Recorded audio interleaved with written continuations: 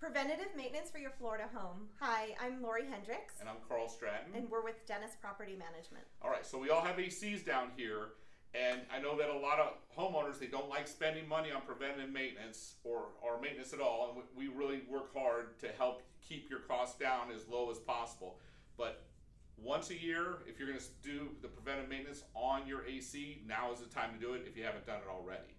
So what we're recommending is you go in and have just basic cleaning done on the unit. They brush off the coils, and they flush out the line, and also make sure like the emergency stop valve is operating, because what happens, Lori, when that stop valve isn't working, it backs up and then the water starts overflowing inside the pan.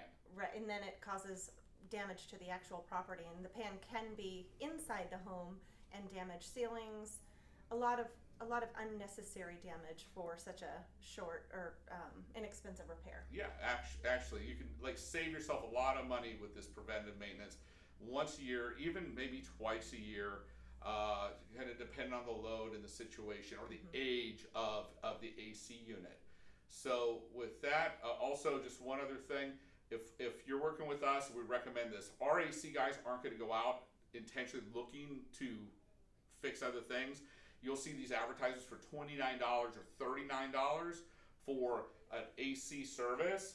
Those companies will come back with a $1,000 bill or something and scare the tenants and talk to the tenants about all the things that are wrong with the AC that aren't really wrong with your AC. So our technicians go out there, clean the system, and we'll address whatever problems with us, if any. But that's a highly recommended repair to do right now. Thank you.